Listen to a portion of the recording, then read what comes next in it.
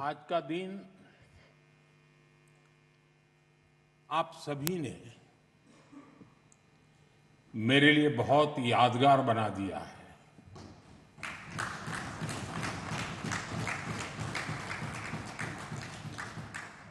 मैं अभिभूत हूं, कृतज्ञ हूं। चरैवेति चरैवेति के मंत्र का जाप करते हुए इस राजनीतिक यात्रा में अनेक उतार चढ़ाव देखते हुए एक दिन ये पड़ाव भी आएगा, मैंने कभी सोचा नहीं था। निर्वाचित प्रधानमंत्री के रूप में निरंतर सबसे लंबी अवधि तक सेवा करने का अवसर, इसे मैं अपना परम सौभाग्य मानता हूं। आपने इस अवसर पर मुझे सम्मानित किया, इतना मान दिया, इसके लिए मैं आप सभी का बहुत बहुत आभारी हूं। साथियों, इतने लंबे समय तक मां भारती की सेवा का सौभाग्य मिलना, ये ईश्वर की विशेष कृपा से ही संभव हो सकता है। और मेरे लिए तो जनता जनार्दन ही ईश्वर का रूप है। और इसलिए मैंने इस सेवा कार्य को हमेशा एक साधना के रूप में ही देखा है। और ये साधना भी एकाकी नहीं रही है, ये एक सामूहिक यज्ञ है जिसमें आप सब ने और अनेकों साथियों ने कर्तव्य भाव से अपना योगदान दिया है। मैं आज इस यात्रा के ऐसे सभी साथियों के प्रति भी अपना आभार प्रकट करता हूं। साथियों, इस अवसर पर एनडीए परिवार के सदस्यों ने एक रिजोल्यूशन भी पेश किया है। ये आप सबकी आत्मीयता और उदारता है, क्योंकि मैं इस यात्रा को अपनी व्यक्तिगत उपलब्धि नहीं मानता हूं। ये हर दृष्टिकोण से हम सबकी सामूहिक उपलब्धि है। ये एनडीए के हर घटक दल की एक समान उपलब्धि है।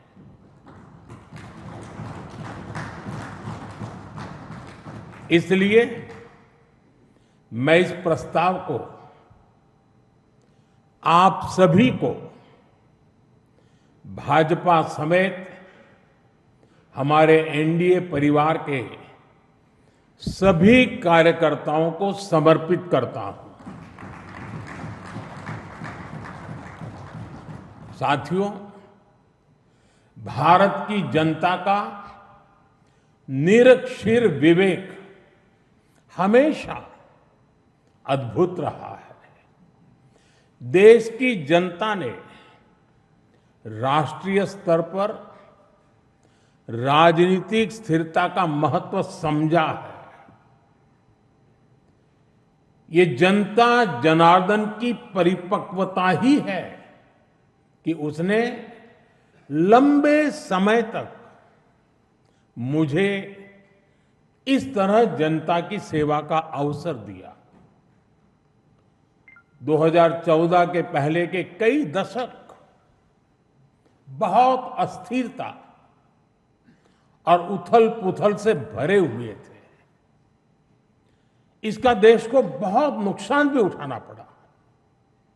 लेकिन अब देश की जनता एक स्थिर सरकार का काम भी देख रही है और उसकी निर्णायक क्षमताओं की प्रशंसक भी है। मैं आज देश की महान जनता को भी नमन करता हूं, जनता जनार्दन का आभार व्यक्त करता हूं। साथियों, साल 2014 में जब एनडीए की जीत हुई थी, तब मैंने कहा था कि आज देश के सामान्य मानवी में एक नई आशा का उदय हुआ है। इस आशा का, इस उम्मीद का संरक्षण हम सभी का बहुत बड़ा दायित्व था। देश के लोगों ने कांग्रेस के विश्वासघात के बाद अपना भरोसा हमें सौंपा था। मुझे आज संतोष है, गर्व है कि एनडीए परिवार के तौर पर हमने देश के विश्वास को हमेशा और मजबूत किया है।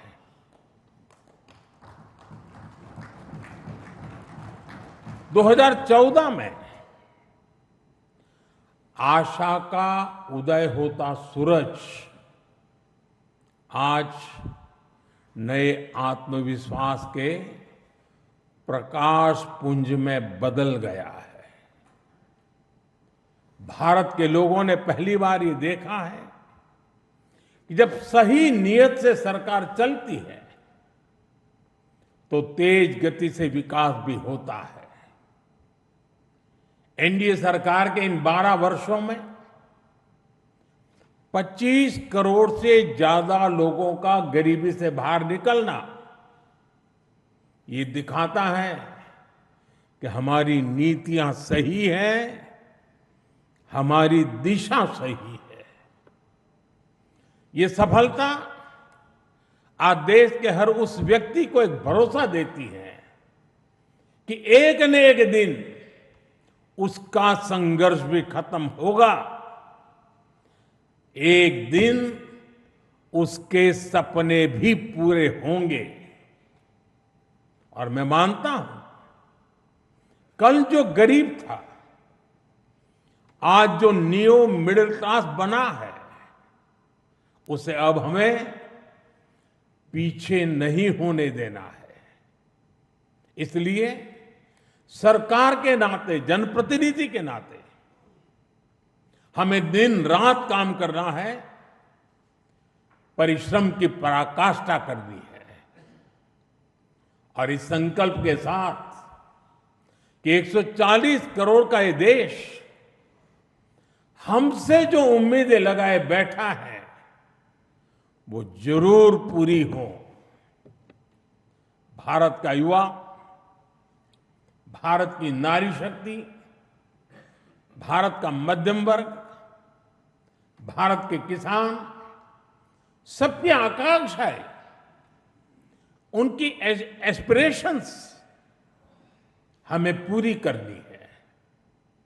आज देश का हर नागरिक विकसित भारत के सपने से भरा हुआ है।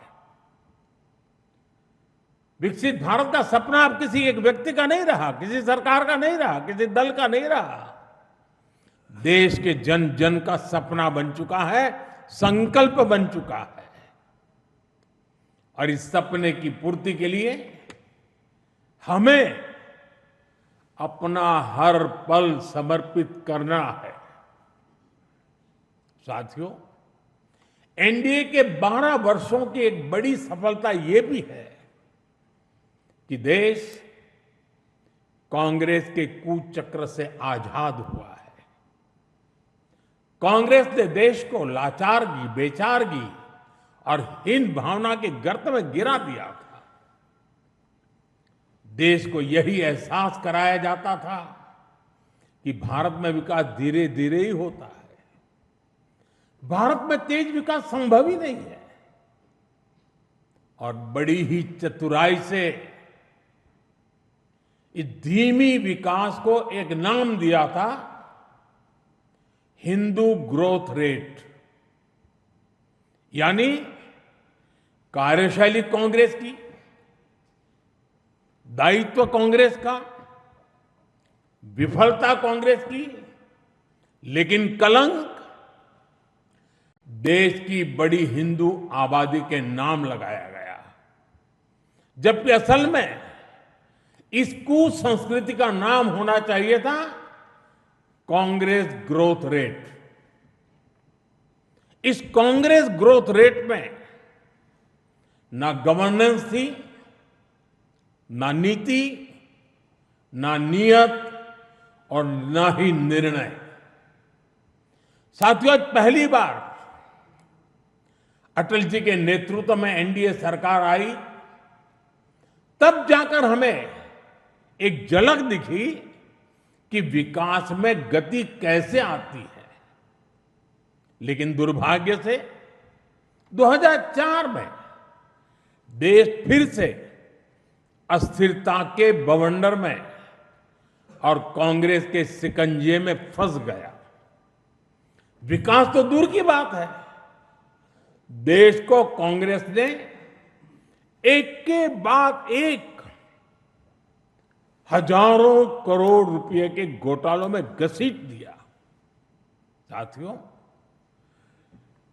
देश का भाग्य फिर तब बदला जब 2014 में एनडीए की सरकार बनी।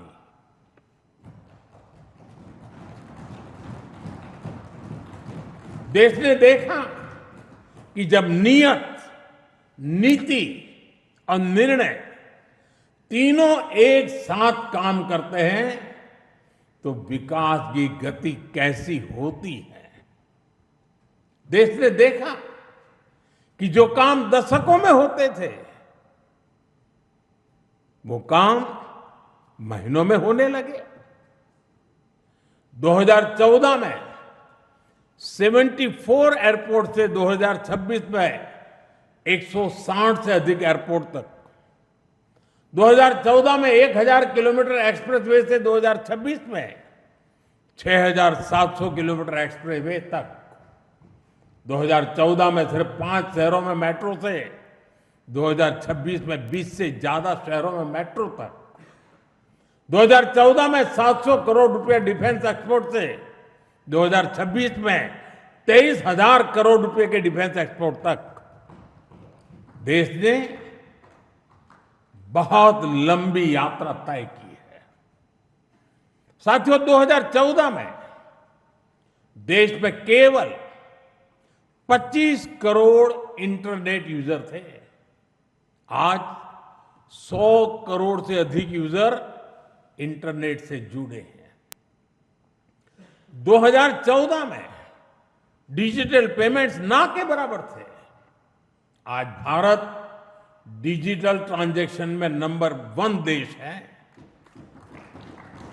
2014 में भारत अपनी जरूरत का ज्यादातर मोबाइल बाहर से मंगाता था। आज भारत 33 करोड़ से अधिक मोबाइल हैंडसेट खुद बनाता है।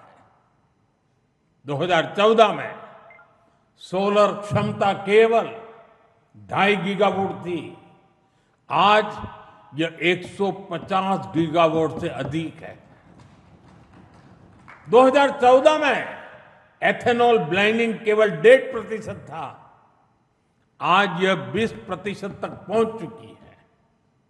2014 में देश की एक भी सेमीकंडक्टर यूनिट नहीं थी।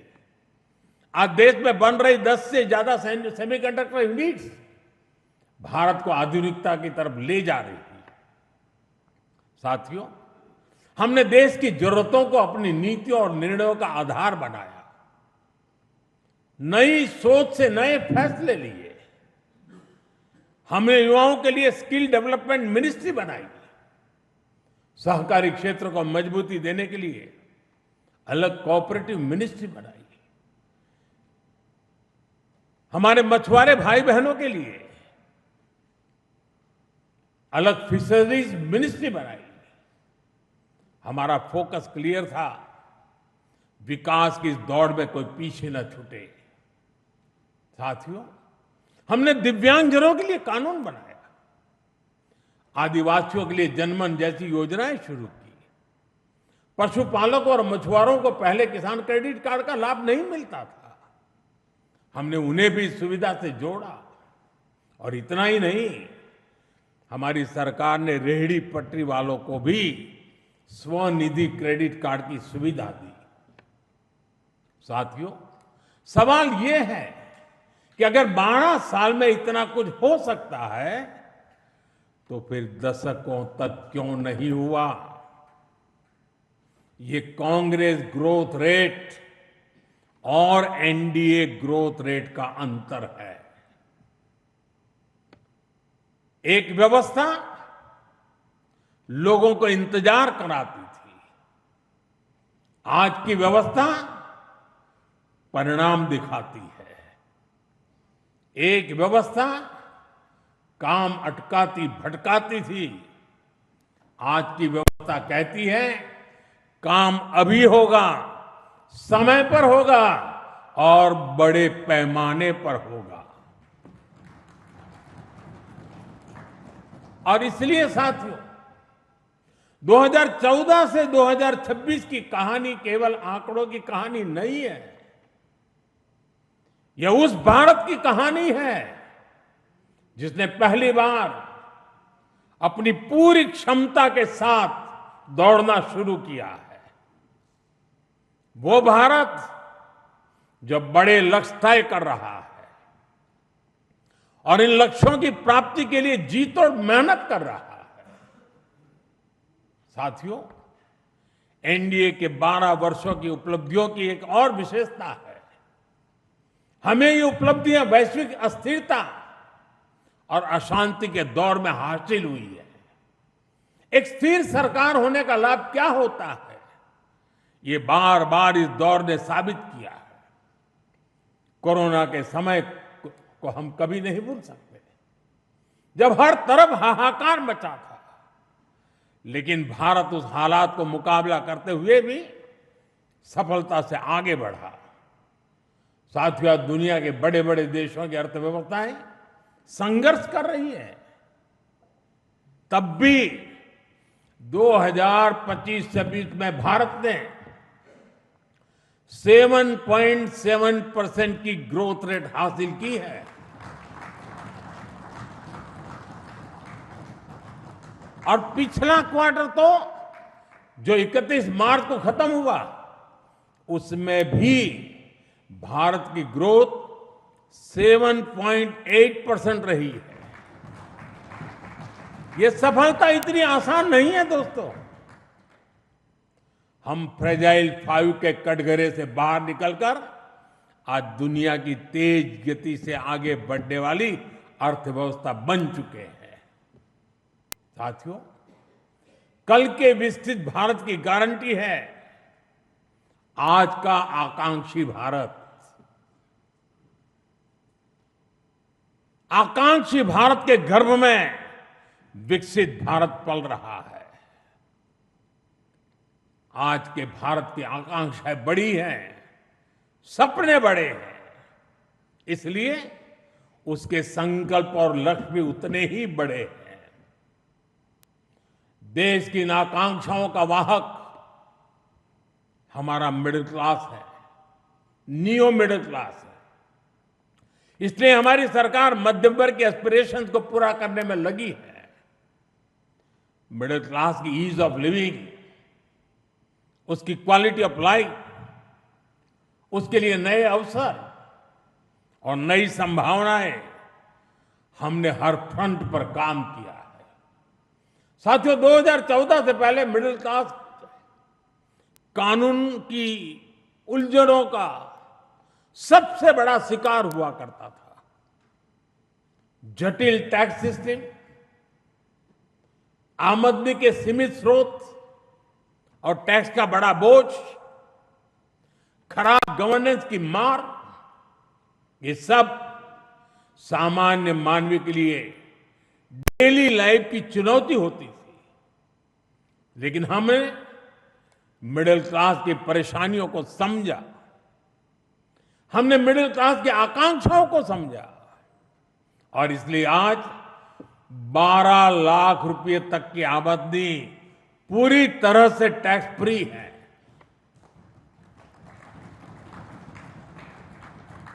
आज देश में सरल और फेसलेस टैक्स सिस्टम है। अच्छे इंफ्रास्ट्रक्चर से उनका जीवन आसान हुआ है। साथियों, बीते 12 वर्षों में मिडिल क्लास परिवार के बच्चों के लिए हर क्षेत्र में नए अवसर बने हैं। मध्यम वर्ग के घर का सपना पूरा हो सके, सरकार इसमें भी मदद कर रही है। घर में इलाज के खर्च का बोझ कम हो, इसके लिए आयुष्मान भारत योजना में बिना आय सीमा के बुजुर्गों को भी शामिल किया गया है। जीएसटी रिफॉर्म का भी बहुत बड़ा लाभ देश के मध्यम वर्ग को हुआ है। उसके लिए हेल्थ इंश्योरेंस सस्ता हुआ है। उसके सपनों से जुड़ी चीजें सस्ती हुई है। इन प्रयासों का परिणाम है कि आज देश का मिडिल क्लास अनिश्चितताओं से मुक्त हो रहा है। वो भरपूर आत्मविश्वास के साथ देश की विकास यात्रा को गति दे रहा है। साथियों, हमारे लिए दल से हमेशा अगर बड़ा कुछ है तो हमारा देश है। दल से बड़ा देश है। और जब नेशन फर्स्ट, देश प्रथम की भावना से काम होता है तो कोई भी निर्णय कठिन नहीं होता। इसलिए ऐसे फैसले जिन्हें पहले असंभव समझा जाता था, जो देश के सुरक्षित भविष्य के लिए अनिवार्य थे, हमने बहुत ही सधे हुए तरीके से उन फैसलों को भी लिया। पहले सरकारें आर्टिकल 370 की बात करने से डरती थी। हमने उसे खत्म करके पूरे देश में एक संविधान लागू किया। पहले नॉर्थ ईस्ट से बम, बंदूक और ब्लॉकेट जाने का नाम नहीं लेते थे। हमने नॉर्थ ईस्ट में शांति भी लौटाई और स्थिरता भी लेकर आई। पहले भारत आतंक के हमलों के बाद चुपचाप दर्द सहता रहता था। हमने आतंकवादियों पर सर्जिकल स्ट्राइक की, एयर स्ट्राइक की। ऑपरेशन सिंदूर में दुनिया ने भारत का सामर्थ्य देखा। साथियों, पहले मान लिया गया था कि नक्सलवाद, माओवाद अब कभी नहीं खत्म होने वाले हैं, कभी खत्म हो ही नहीं सकते। हमने देश को नक्सलवाद, माओवाद के उस जहर से मुक्त करके दिखाया है।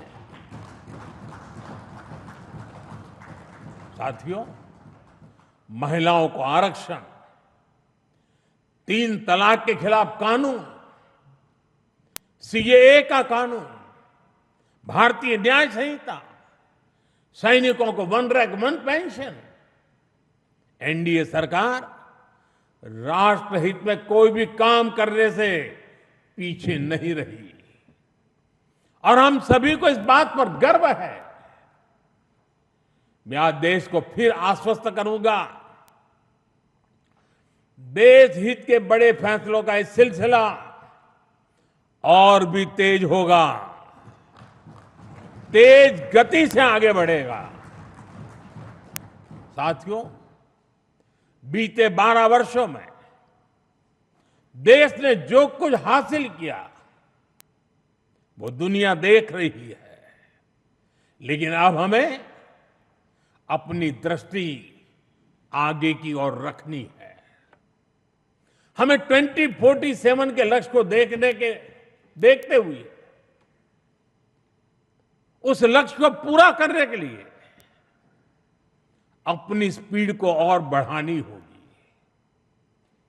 हमारा बेंचमार्क अब यह होना चाहिए कि बीते 12 वर्षों में जो स्पीड और स्केल हमारी रही है, उसको हम और अधिक बड़ा और व्यापक कैसे बना सके।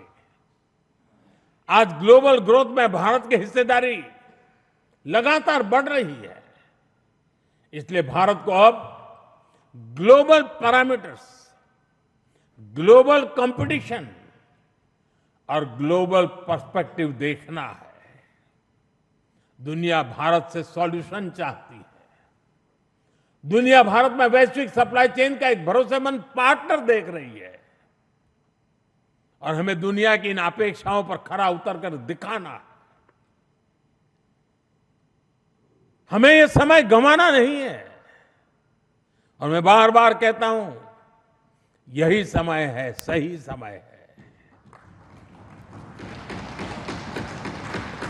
साथियों में फ्यूचरिस्टिक टेक्नोलॉजी में खुद को श्रेष्ठ रखना है। हमें सिर्फ दुनिया जैसा नहीं करना, हमें दुनिया से एक कदम आगे रहना है। अब जैसे एनर्जी सिक्योरिटी है, बीते 12 वर्षों में हमने ऊर्जा में आत्मनिर्भरता के लिए अभूतपूर्व काम किया।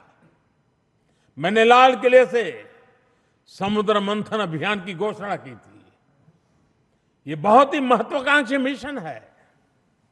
बीते दिनों में ऑयल एंड गैस के एक्सप्लोरेशन को लेकर काफी पॉजिटिव खबरें आ रही हैं। यानी आने वाला समय अनेक संभावनाओं से भरा हुआ है और हमें हर संभावना का पूरा फायदा उठाना है। साथियों, अब हमें 500 गीगावाट रिन्यूएबल एनर्जी के टारगेट को जल्द से जल्द पूरा करना है। सोलर एनर्जी को लेकर तो काम तेजी से चल रहा है, लेकिन अब हमें न्यूक्लियर एनर्जी के लक्ष्यों को भी तेजी से हासिल करना है। अभी हमने दुनिया को दिखाया है कि Bharat fast breeder reactor technology में कितना आगे पहुंच गया है। ये टेक्नोलॉजी हमें न्यूक्लियर एनर्जी में आत्मनिर्भरता की तरफ ले जाएगी। इसी तरह ग्रीन हाइड्रोजन और ग्रीन अमोनिया के मामले में भारत बहुत तेजी से काम कर रहा है। आने वाले समय में ये टेक्नोलॉजी भारत को ग्लोबल ग्रीन एनर्जी मैप में सबसे प्रमुख बना पाएगी और ये नाम बनना पक्का है। साथियों, आज बड़े एक्सपर्ट्स भी का भी अनुभव है कि जिन देशों ने मैन्युफैक्चरिंग के पूरे इकोसिस्टम पर 80-90 के दशक में काम किया, उन्हें उसका फायदा इस सदी में मिलना शुरू हुआ। भारत ने 10-12 वर्ष पहले जिस इकोसिस्टम पर काम करना शुरू किया, उसका लाभ अब देश को मिलना शुरू हो गया। 2014, 15, 16 के कालखंड में जो बात नींव डाली गई, उसके फल अब दिखाई देने लगे हैं। भारत तेजी से दुनिया का मैन्युफैक्चरिंग पावर हाउस बनने की ओर आगे बढ़ रहा है। साथियों, energy, minerals, cheap, battery storage, space, drone, data centres, quantum computing, artificial intelligence, ऐसे हर सेक्टर, हर टेक्नोलॉजी एक दूसरे से जुड़ी हुई है। ये एक दूसरे की पूरक है। भारत इनके लिए विदेशों पर निर्भर नहीं रह सकता, क्योंकि ये भारत की आर्थिक और स्ट्रेटेजिक हर प्रकार की सिक्योरिटी से जुड़े विषय है। और तभी भारत सेमीकंडक्टर इकोसिस्टम पर इतना फोकस कर रहा है। तभी क्रिटिकल मिनरल्स को लेकर मिशन बोर्ड पर काम चल रहा है। साथियों, शिपिंग सेक्टर में भारत आत्मनिर्भरता के नए लक्ष्यों के साथ आगे बढ़ रहा है। हम एक ऐसे फ्यूचर की तरफ बढ़ रहे हैं जहां हम मेड इन इंडिया शिप पर ट्रेड करेंगे और कंटेनर भी मेड इन इंडिया होंगे। शिप मेंटेनेंस और रिपेयर से लेकर स्क्रैपिंग तक की सर्विसेज भी भारत देगा। यही विजन हमारे एविएशन सेक्टर के लिए है। आज हम made in India transport aircraft बना रहे हैं। वो दिन दूर नहीं जब Bharat made in India civil aircraft भी बनाएगा।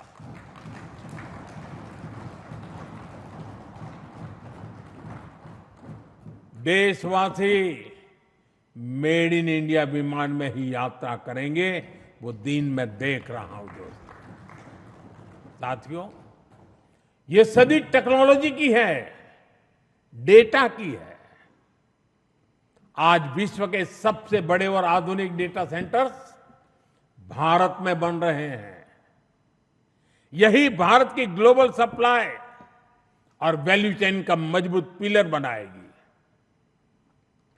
हमने यूपीआई के माध्यम से दुनिया को दिखाया है कि भारत कम से कम और कम से कम समय में टेक्नोलॉजी का इतना विस्तार कर सकता है। हमने दिखाया है कि हमारे युवाओं का सामर्थ्य क्या है। अब एआई, डीप टेक और एडवांस टेक्नोलॉजी में हमारे युवा नया दमखम दिखाने के इरादे से आगे बढ़ रहे हैं। साथियों, आने वाले समय में दो और सेक्टर्स में भारत का सामर्थ्य पूरी दुनिया देखेगी। ये सेक्टर है टूरिज्म और स्पोर्ट्स। ये दोनों भारत की इकोनॉमी के मजबूत पिलर बनेंगे। विशेष रूप से कॉन्फ्रेंस, एग्जीबिशन और कॉन्सर्ट के मामले में भारत एक ग्लोबल डेस्टिनेशन बनने के लिए अब पूरी तरह सज रहा है। आधुनिक इंफ्रास्ट्रक्चर से सेक्टर को बहुत पुश मिलेगा और स्पोर्ट्स में तो भारत के युवा कमाल का प्रदर्शन कर रहे हैं और हर दिन उनकी परफॉर्मेंस निखरती जा रही है। भारत दुनिया की बिगेस्ट स्पोर्ट्स लीग की धरती बनता जा रहा है। आने वाले सालों में हमारी ये ख्याति और बुलंद होगी। ओलंपिक्स के लिए हमारी तैयारियां भी भारत की एस्पिरेशन का ही प्रतिबिंब है। हमें छोटा नहीं सोचना है, हमें लक्ष्य ऊंचे रखने हैं और उन्हें प्राप्त करने के लिए पूरी ताकत लगा देनी है। साथियों, आज भारत रिफॉर्म एक्सप्रेस पर सवार होकर तेजी से आगे बढ़ रहा है। हमारे लिए रिफॉर्म कोई कंपल्सन नहीं है, रिफॉर्म हमारा कन्विक्शन है।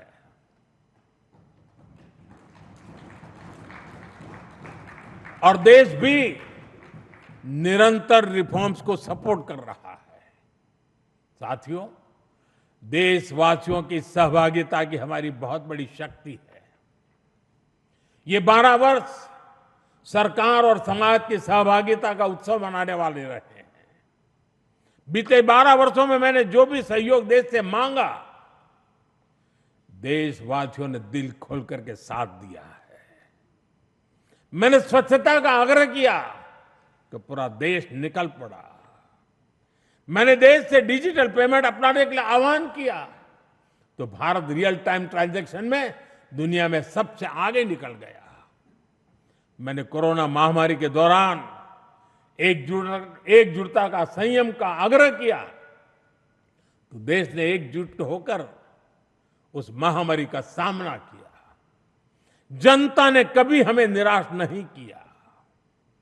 साथियों, आने वाले समय में भी इसी जन विश्वास और जन भागीदारी के साथ हमें आगे बढ़ना है। सबका साथ, सबका विकास, सबका विश्वास और सबका प्रयास, ये हमारा मंत्र रहा है। सबका प्रयास ही विकसित भारत के निर्माण की असली ऊर्जा है। हमें हर राज्य, हर शहर, हर गांव को जोड़ना है।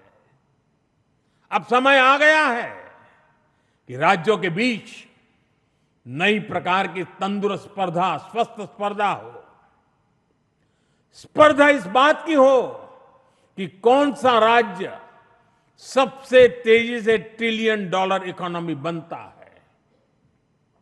स्पर्धा इस बात की हो कि कौन सा शहर इनोवेशन का सबसे बड़ा केंद्र बनता है। स्पर्धा इस बात की हो कि कौन सा क्षेत्र रोजगार सृजन में सबसे आगे निकलता है। भारत की प्रगति राज्यों की ऐसी प्रगति से ही होने वाली है। आइए अगले दशक को उपलब्धियों के साथ साथ श्रेष्ठता का भी दशक बनाएं। आइए राजनीति की स्पर्धा से ऊपर उठकर विकास की स्पर्धा को राष्ट्रीय संस्कार बनाएं। 12 वर्षों की यात्रा उपलब्धियों की रही है। आने वाले वर्ष और भी नई सिद्धियों के होंगे, और भी बड़ी सिद्धियों के होंगे। इसी विश्वास के साथ आप सभी का मैं फिर से अंतःकरण पूर्वक आपके साथ सहयोग समर्थन के लिए आभार व्यक्त करता हूं। मैं सर झुका करके देश के कोटि कोटि नागरिकों को नमन करता हूं। उनके आशीर्वाद ने हमें ऊर्जा दी है, शक्ति दी है, प्रेरणा दी है, प्रोत्साहन दिया है। ये जनता जनार्दन के चरणों में सर झुका करके प्रणाम करते हुए आइए एक नए विश्वास के साथ हर संकल्प को पूरा करने के सामर्थ्य को जुटाते हुए हम चल पड़े। देशवासियों के सपनों को हमारे संकल्प बनाएं। हमारा पल पल देशवासियों के संकल्पों की साकार करने की यात्रा का अहम पड़ाव बनता चले। इसी भावना के साथ देशवासियों के ऊपर पूरा भरोसा करते हुए आओ निकल पड़े। बहुत बहुत धन्यवाद।